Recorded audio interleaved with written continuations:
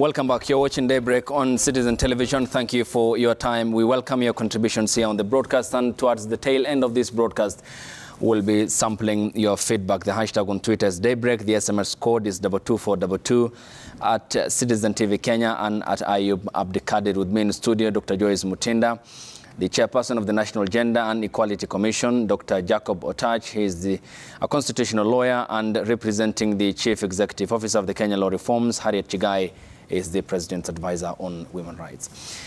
And coming to you, Dr. Otach, the prospects of now dissolution of Parliament and the consequences thereafter, because it's failure of not enacting the gender bill as to why Kenyans might head back to the ballot if any petition is effected towards the advisory by the Chief Justice in 2020, who called upon then President Uhuru Kenyatta to dissolve Parliament. But what is the guarantee here? Because we're in a democracy and end up with an all-male parliament or an all-female parliament. What happens next then? When you look at the provisions of the Constitution, indeed, the president has no choice. He has to dissolve Parliament. But then there's a lacuna in the law, or in the Constitution, if I may say so.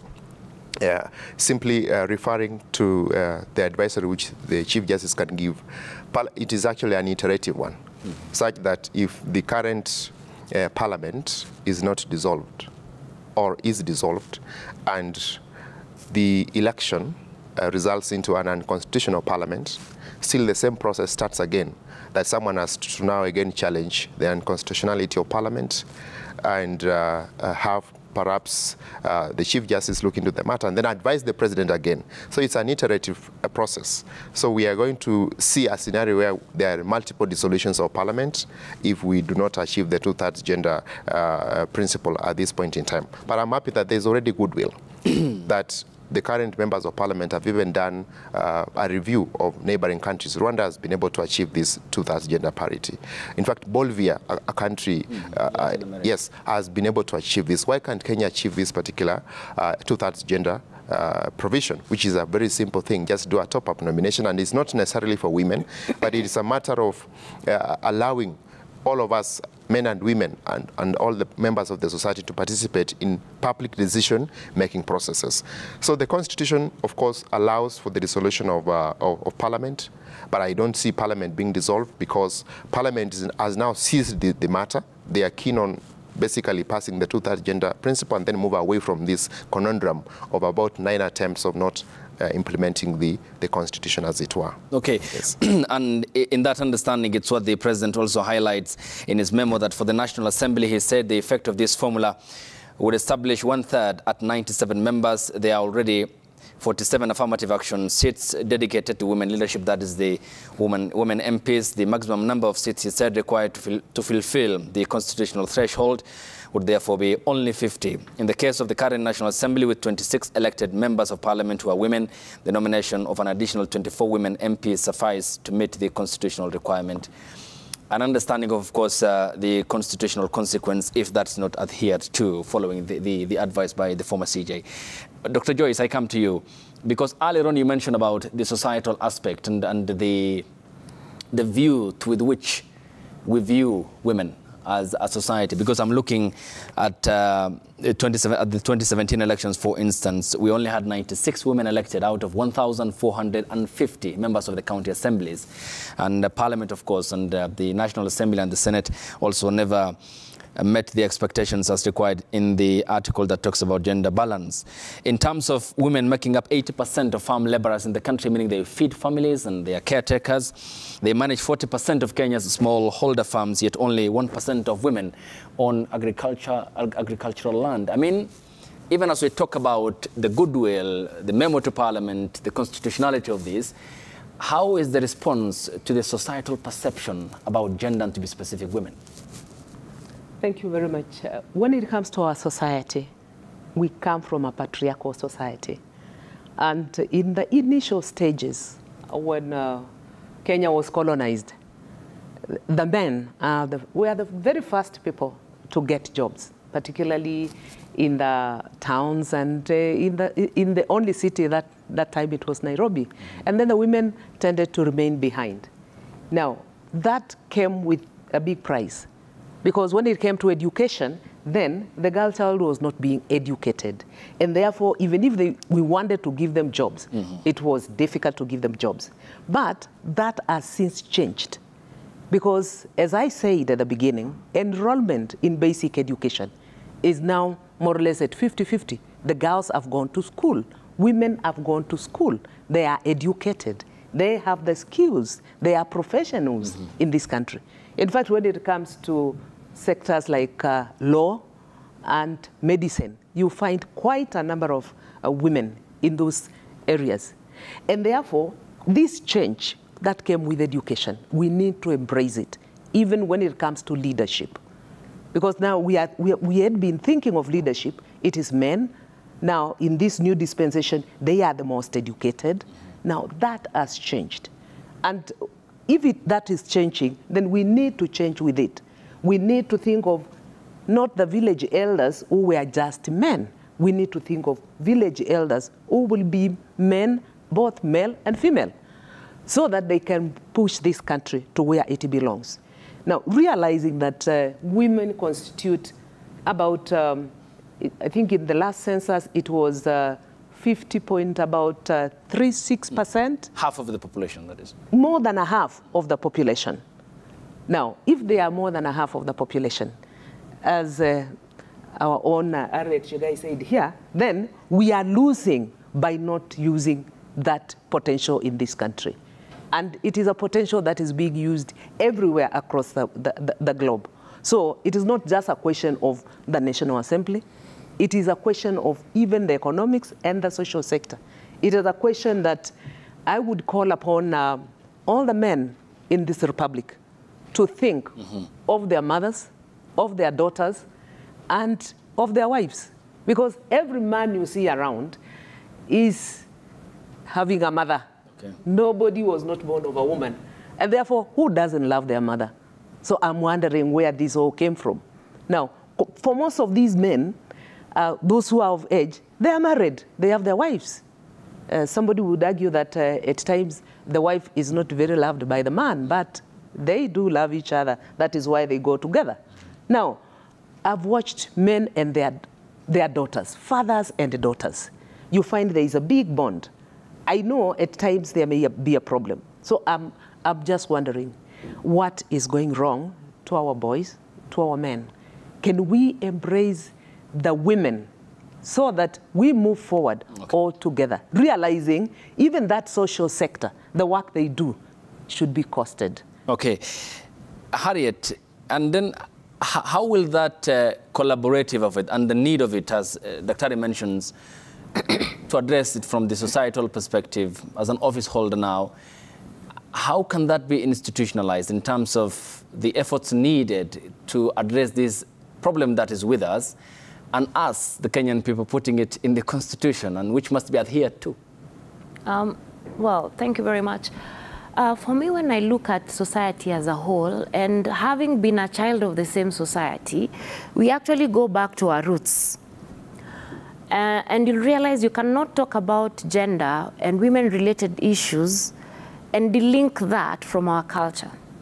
When we look at our culture and the different cultures within this country, you find in most societal setup, women and girls' issues for a long time were treated like an item. Why do I say that? There are cultures in this country where they believe that for them to succeed, they must have an equivalent of a virgin girl within that vicinity. This is culture. Within that vicinity, let's say for an elective position. So the girl child who's a virgin then becomes a symbol of their success to that extent. And where that girl is not within that precinct, and I will not say the tribe, you then see they replace that girl with a stone. So if the girl was to be seated in a group, they will replace it with a stone. Or they will replace that girl with a stone in the car. Let's assume they are going for a campaign trail. Because they are calling for success with whatever activity that they are going to. That is just one. When you look at other cultures, you realize that a woman is equivalent to a child. in other cultures, the woman is equivalent to the animal. So when you come and say, how are the children doing? The women are part of the children. So they are not seen. Women are not supposed to be seen. They are not supposed to speak. They are not supposed to air their views. They are not supposed to show emotions. And if they have to do it away from the vicinity. These are societal norms. These are issues that these girls, and in some society, women have been cultured to believe gender-based violence or violence meted against them or upon them is okay, it's normal. And that is how the society has grown for some time. But with all these global settings, education, you can see now that trend is changing. And you find people are now realizing that we have these women with us, they are part of us, they're our children, they're our mothers, they're our sisters. And there's one good thing about a woman. Whatever you give a woman, it multiplies. Okay. If you give a woman 100 shillings today back in the village, she will budget that money, and on that money, she'll ensure that her children are fed, no matter how little that money is. So you then realize, if you nurture a good crux of women to fit within a decision-making table, there are certain elements of decisions that will be cultured, will be molded, will be grown within the warmth of a woman, and how women have been cultured to actually hold on to things and build them with the warmth of a mother. So having said that, you then realize that this society as it is right now is now ripe for us to say, let us embrace our women. Okay. Let us move together with our women for posterity. Because if we don't, we are leaving a whole sector behind. Thank you. So those are the kind of changes we are now looking at. Okay, Dr. Otach, because it's within the confine of talking about gender, and for instance, funds meant for women taking part in entrepreneurial activities have largely been accessed by women from privileged backgrounds. And this is intra now. The problem is intra. Yes. Therefore, how can we reach the target here? Because there seems to be a marginalization within a faction of the population that is already feeling marginalized. Thank you very much, Ayub. Indeed, you're right in pointing out that there is some level of marginalization, and that's why the Constitution made that recognition that we need to have affirmative action programs and initiatives, so that then we ensure that there is equality. If you look at Article 27, Subarticle 8, the Constitution says that in addition to measures undertaken to realize, of course, issues of equality and equity, the state needs to take both legislative, administrative, and policy measures to have all members of the society participating of course, in governance and public decision-making processes. So, going back to the question of how can then we have a more inclusive society, we have, of course, had recently the president make a declaration that women now, or what we could call the Women Affirmative Fund, National Government Affirmative Action Fund, has been added funds to a tune of 1 billion Kenya shillings. And this is just one of the steps the state is perhaps undertaking to ensure that there is, of course, issues of equality.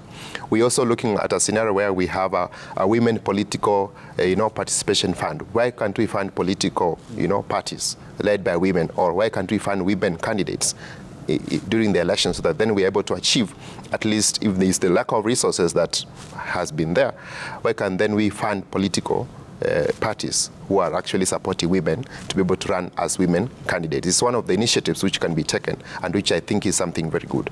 In the memo by the president, you notice that he has also called upon Parliament to entrench the National Government Affirmative Action Fund in the Constitution. It's something as the Law Reform Commission and, of course, the Office of the Women Rights Advisor and other stakeholders are looking at, to ensure that we entrench this fund into the Constitution, which will also be like affirmative action, actually complying with the requirements of the Constitution. Very finally, I want to point out that moving forward, we have to really take the bull by its horns. We need to really move past this stage of talking about 13 years after implementing, or rather promulgating, the Constitution. Okay. Yes. Just to add on that, okay, before we lose the point. Yes, go ahead. Sorry, just to add, before we lose that point on women economic empowerment, you'll also realize 2 weeks ago, the president actually increased the NGAF fund by 1 billion. Already that tells you within the government plan on economic empowerment, women are in the middle of it all. And even as we speak, the Women Enterprise Fund needs now to be coached and realized so that all women are able to access those funds. So the one thing that I know is lacking within the women enterprise arena is that, yes, it is true, a few elites or a few of them have been able to access these funds. The question then is why? The why element, then you'll realize we need to train women on financial competencies. We need to train our women and capacity build them on how not only to do business, but how to also invest. So then we move from women economic empowerment and say we have to entrench women economic empowerment and women investment into one portal. So that not only are we teaching all the women, we go down up to the roots, the mama mbogas, fine, you're making 1,000 shillings per day as profit. How much of that are you investing? How much of that is going to your expense sheet? How much of that are you plowing back into your business? Only then can we have now many of these women taking their business to the next level. The other gap that we have within that sector is that we have so many women who have businesses that they have not made them legal. Mm-hmm. So that is where now we need to expose women to how to make their businesses legal so that they can not only access these loans, they can access funds, they can be able to leverage and compete with every other player within the market. So these are some of the things that we have plans to do, and some of them have actually, they've already taken off. Okay, and as part of the promotion of gender-responsive budgeting in 2018, President Kenyatta launched the gender-responsive budgeting policy, which aims to ensure the government budgets take into account the need for both men and women as part of the balancing act, because there seems to be a concern from some of the feedback that we have from our viewers as to whether this will turn the tables on the other side of the divide. But Dr. Joyce, let me just get your account on this, because a study of young people who are asked to draw the image of a leader, 89% drew a man, only 11% ended up drawing a woman. And this despite, as you have mentioned, women making up more than half of the population. And this certainly tells you about the mindset. When will this shift be actualized in terms of its paradigm takeoff? Because there seems to be a perception still that women cannot be leaders amongst many young people in Kenya. Thank you very much. I like the issue of perception. It tells you socialization at the family level. What is happening at the family level, that is where you come up with the statistics, 89% and 11%, although I would challenge that. Because what I know at the moment, most households are run by the mothers. And therefore, some of these children have never even seen their fathers, because daddy wakes up and goes to work, and mommy remains to do what has to be done, especially in the rural areas. And therefore, as much as I don't want to go to those statistics, I want to remind ourselves that socialization is a process that has to start from the time one is born all the way. And now what goes on in the society is what educates what has been going on. And looking at what is going on in our societies at the moment, there has been a lot of clamor on gender parity. And I think every boy who has been born in this country, every man has come across that clamor. And looking at the national level, there is the issue of our country going out and ratifying the UN Convention on elimination of all forms of discrimination against women. And when this was ratified, that was good then. But come 2010, when we have the new constitution, then when it comes to Article 2, sabbatical, I think it's sabbatical 8, then, no, sabbatical 6, sorry, we realized that anything that has been ratified by the country becomes part of our law. So as we discriminate, I want to bring it to the attention of all Kenyans. As we discriminate, let's know that Kenya has ratified CEDAW, and CEDAW is part of our laws. Okay. Now, as we clamor so much for Article 27, Sub-Article 8 to be enacted, that is the 2/3. I think we need to remember that it has to go hand in hand with Article 100, which talks about promotion of representation for marginalized groups. And one of those marginalized groups is women. And if we were to enact Article 100 and whatever provisions are there in Article 27, Sub-Article 8, then we will be giving life to Article 81B, because 81B, which is for the IEBC, okay, the electoral system, yeah, it is just compliance. That is for compliance only. It is not that they can do anything. IEBC cannot do anything except to comply. This time around, IEBC tried as much as they could to comply. Okay. They even refused the political party lists. And when they refused these political party lists, what happened is that 2 parties went to court. Of course, NGC was enjoined in that. It is something that we are still fighting, because the political party list should have complied before we went any further. So I would be calling on our parliamentarians, all right, as much as they look at Article 27, Sub-Article 8, they should be looking at Article 100.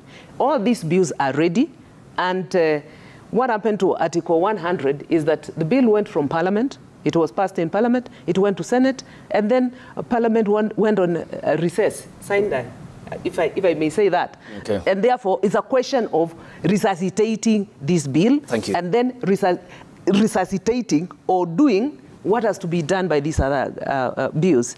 And I don't see why we are not all seeing that what is happening at the county assemblies, okay, is exactly what should happen at the National Assembly. Thank you. And therefore, even after doing that, we should be educating our youth to learn that we have both male and female. Okay. In the past, we have told them there is even intersex, and we need to take care of them. Asante. I'll have one question for you before in the next 10 or 11 minutes we finish up. But Dr. Otach, I'm looking at the goodwill that Daktari talked about, and also Harriet, because you look at Rwanda, which is often the most cited example, next door neighbor within the East African region. They have 64% women representation. That's more than 29% of even the House of Commons in the UK. And South Africa has the Gender Budgeting Initiative, which is also a Commonwealth country, so is Australia. Going forward then, is the creation, for instance, of the Women Rights Advisors Office by the President a pathway towards that? And how practicable will it be within our dispensation? Thank you, Ayub. I want to say yes, that apart from the legislative measures which the state needs to undertake, both appointive positions, including the Office of the Women's Rights Advisor, is actually one of the steps that the state is undertaking, and we want to congratulate the state for doing that, towards ensuring that there is then gender equity and balance at the top decision-making levels. Secondly, the question of Rwanda and even South Africa, we need to learn. Actually, we are the giant in terms of our economy within the region. We need now to move a step and ensure that we have both men and women participating in the decision-making processes. But I want to say that there have been positive steps. For example, what the chair has just referred to under Article 88 of the Constitution, IBC has the mandate and the role of regulating political party lists. So I think we were very glad when we saw the attempts, in the last general election, where political party lists were required to be compliant with the two-thirds gender principle. It is something which is positive. Moving forward, we're looking forward to, for example, apart from the political party list being gender compliant, we want political parties to nominate or to give tickets to women in areas where they are strongholds, or they are strongholds. So then they're assured of an election. Basically, that's why you are seeing a scenario where in the memo by the president, the requirement was that you need to have a sunset clause so that it's not something which is continuous. Okay. It has at least at some stage to stop. But then we are looking forward to, of course, looking at scenarios where, for now, we need to do top-up nominations. I want to mention something, and how come we reached here. Remember, in the proposals after the promulgation of the Constitution, under Article 88, we had a quota system of having political parties, have a quota representation, and especially the proposal where the additional constituencies could have been just women constituencies. So if we had the 90 additional constituencies, the 47 women representatives, the ones nominated, currently we would not be talking about the question of 2/3. So I think it's achievable. For now, what we need is to really work with members of parliament, work with the members of the public to be able to support this particular initiative and look at all the proposals. Finally, there was a question which has been raised, and I think you've raised it in Article 97. You've mentioned about 26. There is a question of which numbers are we using.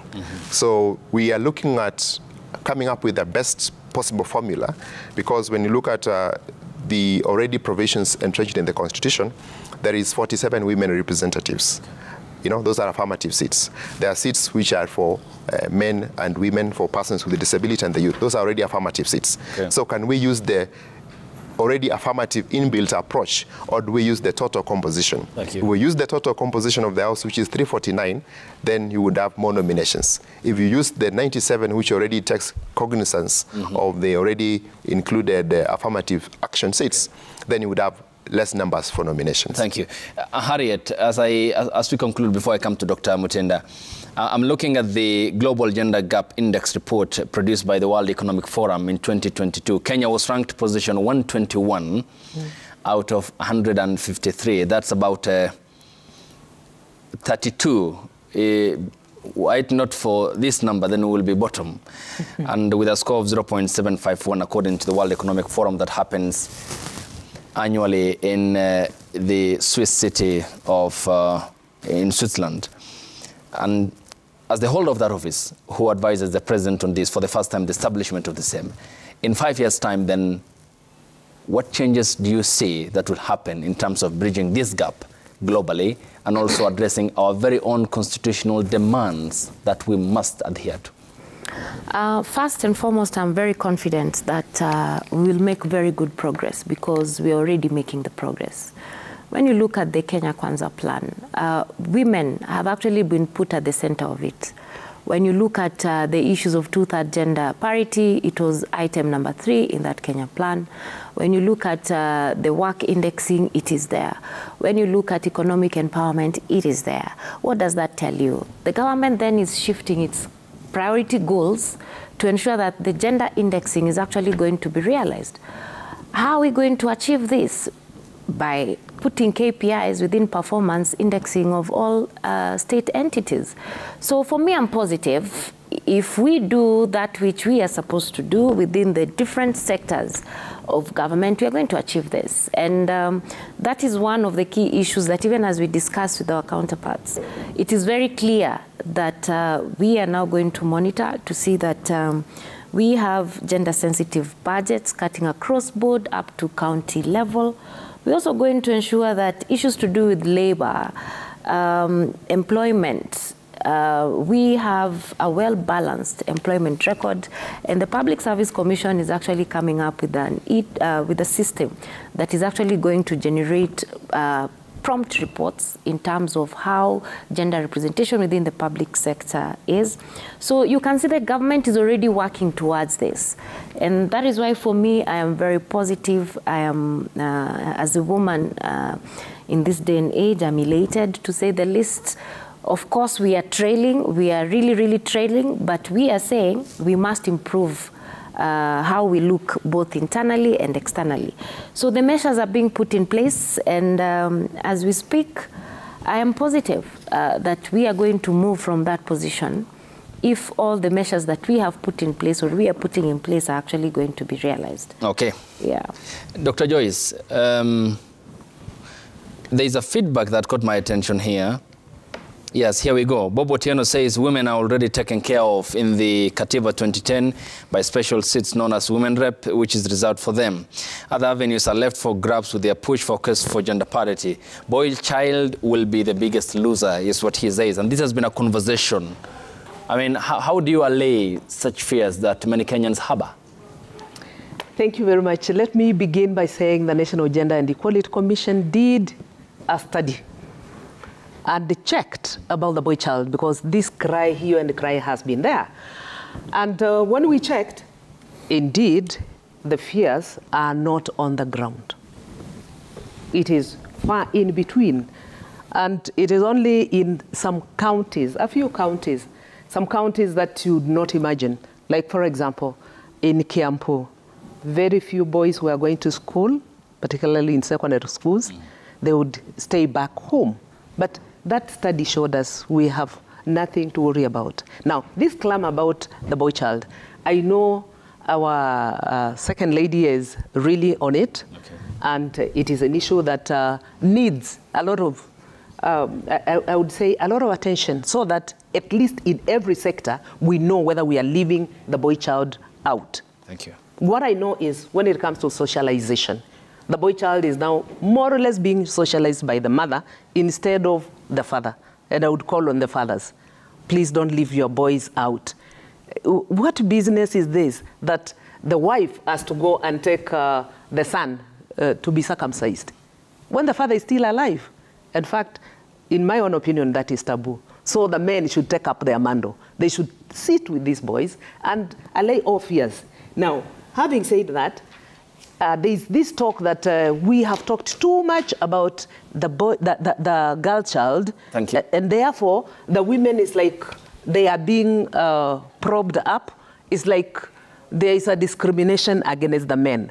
Unfortunately, the statistics, our census, Thank you. and all do not show us that. Okay. And even when it comes to what is happening at the home ground, we realize that that is not the issue. What is the issue is there is a push, even from the family level, of having to give a chance to the ladies. Thank you. And I would be calling upon all of us to rally our friends, yes, our families, our colleagues, and even our communities to embrace Thank you. equity. I know we are running out of time, but let us embrace equity, not only today, but always, even as we move forward. And this equity will bring us inclusion and equality in the end. Thank you. Let's now sample some of your feedback before I take the final account of Dr. Otach and Harriet Chigai. Here's what we're saying on Twitter. The hashtag is Daybreak. The SMS code is 22422. And Remy Butia says, in Kenyan society, gender equality has been a contentious subject since independence. The subject is continually quashed by challenges and hindrances that make it very difficult for the country to move forward in achieving gender equality. Okelo Mwalimu says major impediment in quest for gender parity is dishonesty, in caps that is. Seed of dishonesty spreads from State House to the August House. Remember, the president promised women half of his cabinet. Did he do that? How many times has, in caveats, one-third gender rule bill flopped in parliament? Bobo Tieno Wino says the hindrance for women in pushing for quest for gender parity is our African culture. Of course, that's addressed sufficiently by Dr. Mutinda. Engineer Lazaro says gender parity is something that we adopted in 2010 Constitution. Otherwise, when it comes to the Department of Defense, we can't risk balancing number of infantries with women. We can't bury our heads from the naked truth, he says. Masika Josville says the parliament should enact a law to dictate how gender parity should be achieved. It's elusive for political parties to spearhead gender parity during practice primaries. Dr. Otach? Thank you very much. Yes, I want to agree with Owino, who said that actually we need to look at beyond the culture issues. But as the Law Reform Commission, we would be welcoming proposals, of course, to how best to achieve the two-third gender principle, and perhaps we'll be facilitating the drafting of a constitutional amendment bill so that then this matter of two-thirds is actually rested once and for all. I want to call upon Kenyans and members of parliament to be able to support the process so that then we could be able to basically move on to other more developmental issues and realize this two-third gender principle now. Thank you very much. Yes, Harriet. For me, I want to agree with Mutinda. We cannot separate the gender discussion away from cultural norms. On the issues of the boy child, for me it is very clear. The society cloth is now completely broken. The men need to stand up and bring up their sons. You know, the women realize their daughters, are being sidelined. And they took it up and they said, we must change this thing. So when it comes to the discussions of the boy child, and you find that the same men are not there for these sons, then you cannot blame the women for being single mothers and taking care of their sons the best way they know. So we call upon the society also, the men should take lead and actually be the fathers that these sons are looking for. Women are now the primary caregivers. Okay. Women are walking this journey with all their children. So the women will not say, I have a daughter and I have a son here. We look at them differently. If the men are not there to take care of these children, the women will, because they are the primary caregivers. On the issue of gender representation, this is the journey. Okay. We have started the journey, and we are going to realize this journey. This is a legacy issue for the president, and for me, we must realize the 2/3 gender parity. Yes, Dr. Joyce, briefly. Thank you very much. I'm just holding for you the gender journey, the journey from 2012 to 2018, and we say the journey continues. Okay. So I'm calling upon all of us just to read this booklet. It is on our website. You read it, you know where we have come from and what other countries are doing. And after doing that, let us go ahead. And I said, let us remember enacting Article 27, Sub-Article 8, together with Article 100, so that we can give a full mandate to the National Assembly and to Senate to do that which they have to do. Not forgetting that they are going to amend Article 97 and Article 98. Asante sana. Thank you so much for your time and company. Harriet Chigai is the President's Advisor on Women's Rights. Thanks for your time and company. Thank you. It's all appreciated. Dr. Jacob Otachi is constitutional lawyer and representing the Chief Executive Officer of the Kenya Law Reforms. And Dr. Joyce Mutinda, PhD, is the Chairperson of the National Gender and the Equality Commission. So timely is the timing of this discussion, and it's all appreciated. And you are planning for your travels ahead of Valentine's. Up next is a discussion with the General Manager of Youth Travel Limited, Lemi Ole Mataiwa, as we briefly take a look at what's on offer and how you can take advantage of that. The hashtag on Twitter is Daybreak. The SMS code is 22422 at Citizen TV Kenya and at Ayub Abdikadir. On the other side of the break, that discussion will be on and up. Stay tuned.